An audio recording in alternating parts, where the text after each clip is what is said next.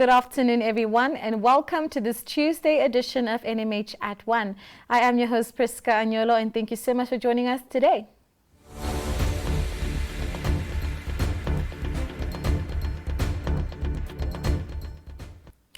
Our COVID-19 monitor shows that by Sunday, 68% or slightly more than one-third of the remaining active cases in Namibia were either under official or self-isolation in 4 regions: Khomas, Hardap, Erongo, and Oshodonjupa. The recovery rate stood at 94%, with more than 41,000 individuals released from isolation to date. Active cases in the far north and northeast of the country decreased substantially following the announcement of large numbers of recoveries. All of these regions have less than 100 active cases, with only 9 and 16 active cases respectively. Kavango West and Zambezi have the smallest number of active cases, followed by Omusati with 21. In the capital city of Windhoek, active cases increased to almost 500, while an outbreak in the Rehoboth district pushed the Hardap region into second place. Hardap now has more than 2,000 cases in total. Erongo had 268 cases and Oshodonjupa 258. Due to a renewed outbreak in the Opuwo district, Kunene has 150 active cases. The districts of Grootfontein and Omaruru surpassed 500 cumulative cases since the start of local transmission, and the Oshoarongo district now has reported more than 1,000 cases.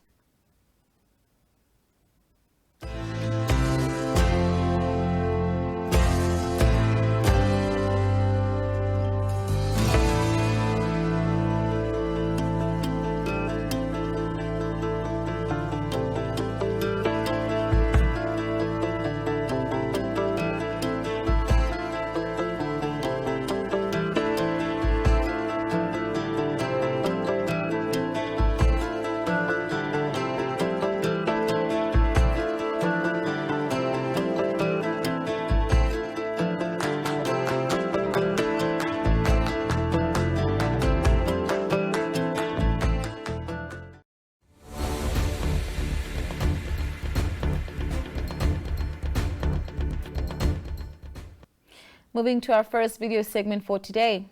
Ongwediva Spa manager Randolph O'Brien shares that Embay berries can now be found on the retailers' shelves and other stores, supported by Spa Namibia Group's initiative to promote local products.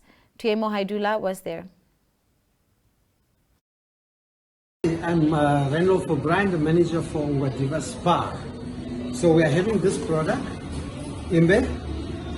We got it from the local entrepreneurs, young ladies, that went into this market. They approached us, the Spa Group, and we are in the business of helping the local farmers. We got a lot of products from them. We got butternuts, we get sweet corns, we got sweet potatoes, cabbages. We got a lot of green peppers, everything from our local market to pumpkins. That's good for us, it helps the local farmers. And at the end of the day, it's good for our consumers because it's low prices that we can offer them. We got these products and the rest that I mentioned. We got them in all our Spa groups, Spa Ongwediva, Spa Oshakati. We got them at our SafeMo stores. We got them at Ondanga, Okangwena SafeMo, Ongwe SafeMo, as well as into Central SafeMo. So guys, customers, come and get your Embay from our shops, eh? Edward Shibute, project coordinator of the Walvis Bay Corridor Group, talks about the temporary truck port in Walvis Bay that also serves as a quarantine facility for cross-border truck drivers. He says that stakeholder intervention is needed to continue with the temporary truck port. This clip was submitted by Leandria Lowe. Okay. Yeah, so basically the temporary truck ports that we have in Walvis Bay was a good initiative because we had it already from last year, the onset of COVID. However, as we all expected, did not expect rather that COVID would take this long. The arrangements included the availability of resources, but then the first arrangements was that we will establish the truck port for 3 months. 3 months became 6 months, and 6 months, 9 months, and now we are over a year now with COVID.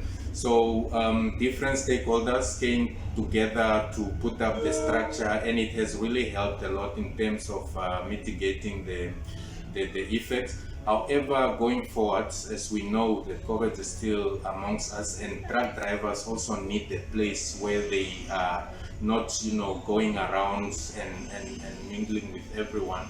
So the need for that temporary transport still remains. However, we need to mobilize resources within all the stakeholders, transport companies, government, businesses in Walvis Bay.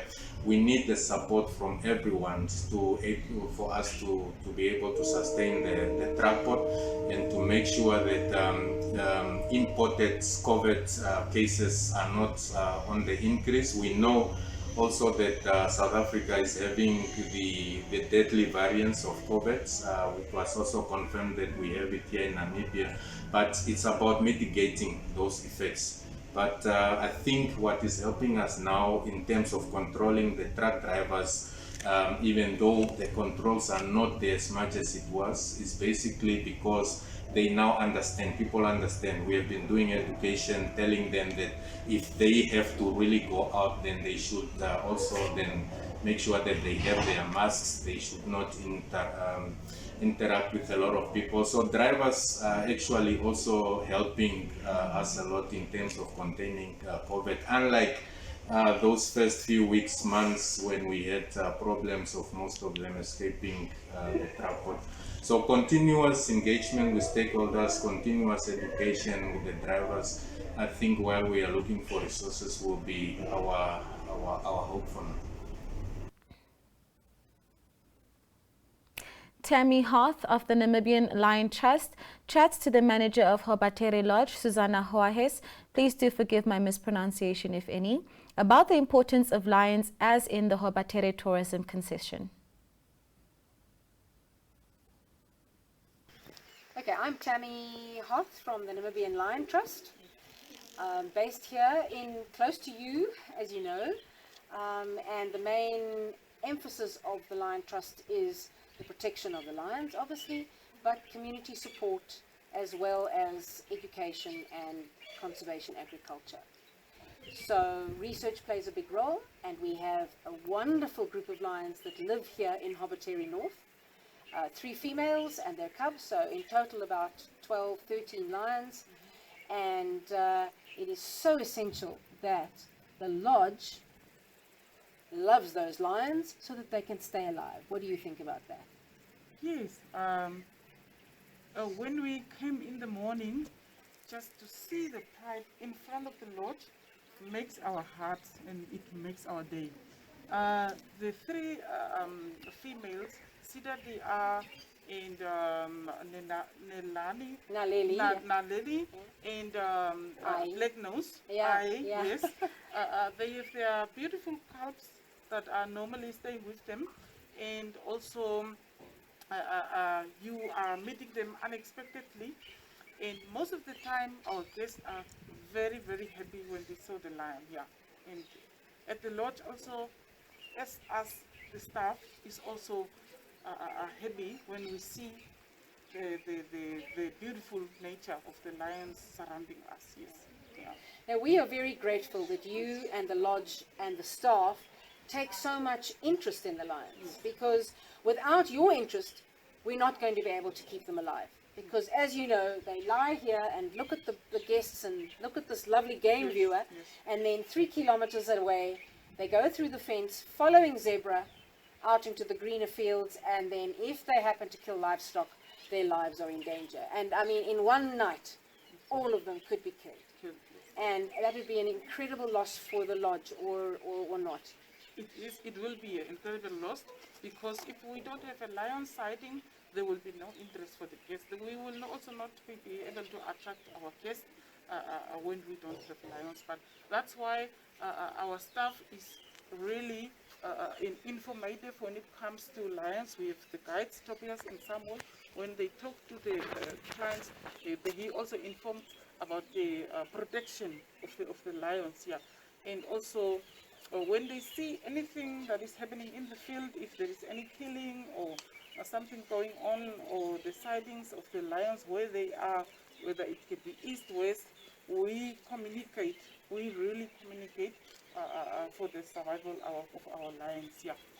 The sightings is very important. Then we know in which area the lions was.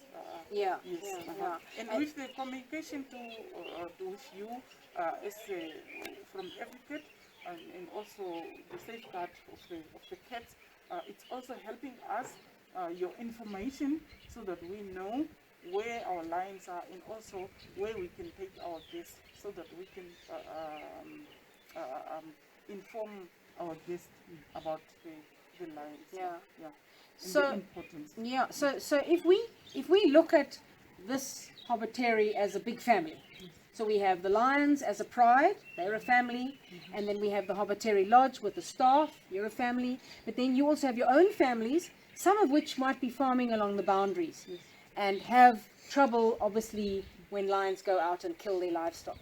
So what we hope together, Hobbitary Lodge, Journeys, and us, to be able to get this family closer together, so that we can better protect them, even if they do cause trouble on farmland. So we're hoping that this is the start of sending that message of how important these lions are, not only because they're lions and they're the species, but for the lodge, for tourism, which obviously will flow over onto the farmland, into the conservancy. So, I think that what do you think about that idea? It might be a good thing. Yeah, first of all, initially it starts at the lodge. My staff members are from the community. That's right. And they already know how to work with the lions and how to deal with the lions, or how their lifestyle is. So by knowing, person coming from the community and knowing and have studied the lifestyle of the lions, and also how they make the families, I think they also, when they go back to their houses, then they also inform their families about how they stay with the lodge with the lions, how we can live together with the wildlife. Yeah, because that's the bottom line. Yes, coexistence. Yes, no matter which wildlife. Yes, yes. Well, that was wonderful. So I think this is going to be the start. Are we allowed to? Yeah. Of this great initiative. Thank you. Yes, thank you.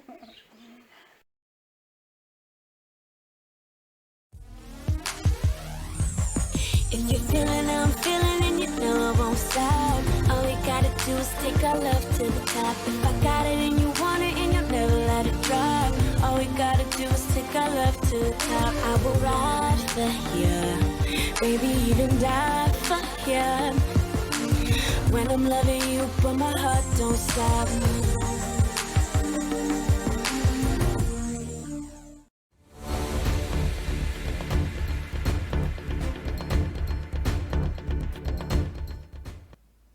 And now we look at the front pages of our Namibian daily newspapers. Namibian Sun reports that 5 years after former Health Minister Dr Bernard Haufiku submitted files containing information on alleged corruption in the procurement of medicines in the public sector, the Anti-Corruption Commission claims it is still seized with the matter. In the months leading up to his ouster in late 2018, Haufiku constantly clashed with the appointing authority and often publicly expressed his antagonistic views towards the manner in which government was running the sector. Republican reports that a wait-and-see approach and preference for specific vaccines are some of the reasons for the sluggish response to the Ministry of Health and Social Services immunization campaign against COVID-19. The executive director in the ministry and head of the task team for the rollout of the vaccines, Petronella Masabana, also contributed it to an info pandemic, an oversupply of information fueled by inaccurate and fake news on social media.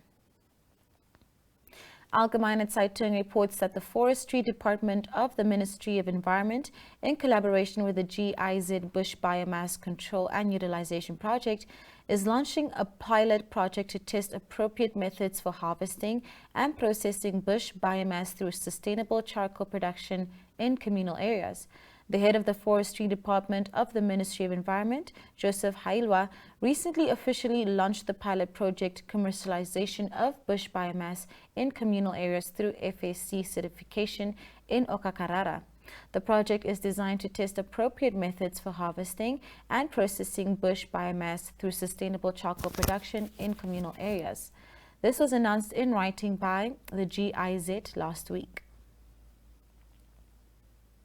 The Namibian reports that the Anti-Corruption Commission wants to investigate bank accounts belonging to Botswana national Kelly Sibisibi, who is allegedly engaged to fish rod accused businessman James Satukulipi.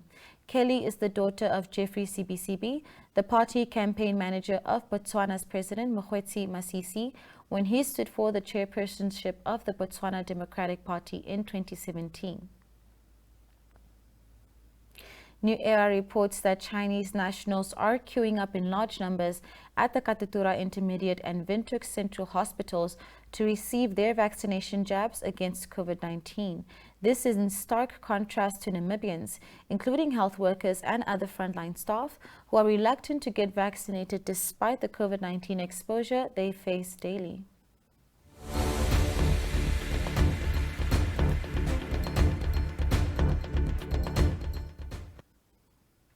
And now we move on to the inside pages of the Namibian newspapers' dailies. Namibian Sun reports that a group of women from an informal settlement are begging the Windhoek municipality and Mayor Jaba Mupanda to install a water point at the new location they were relocated to in January.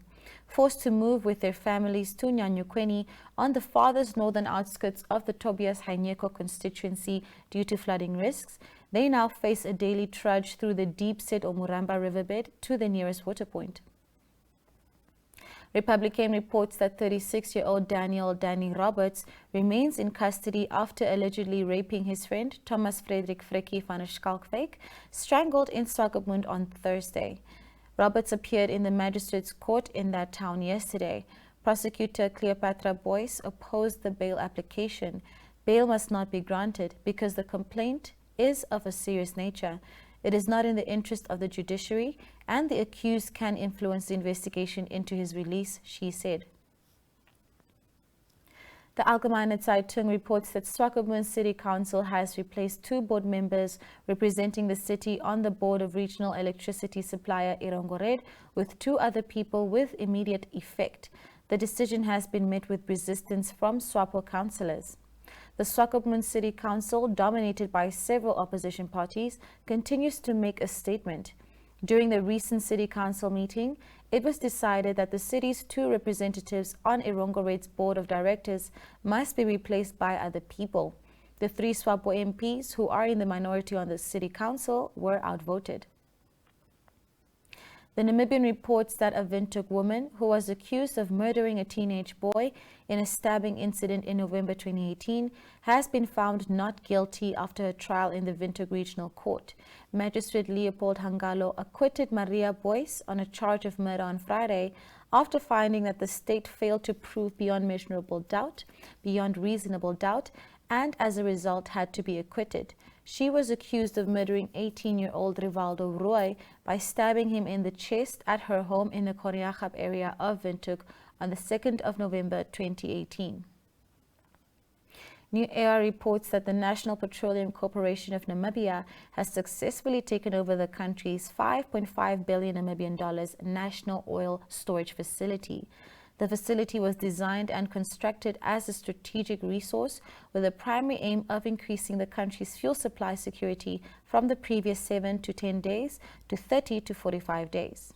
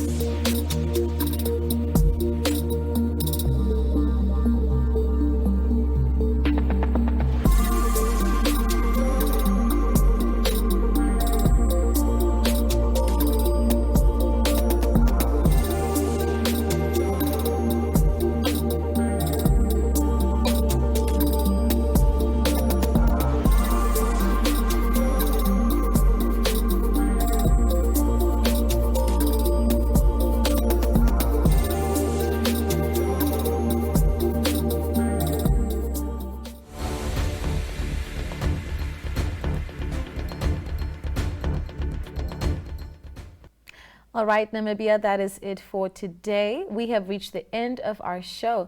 I've been your host, Priska Anyolo, live for NMH at 1, wishing you to have a lovely day ahead and to please stay safe as well.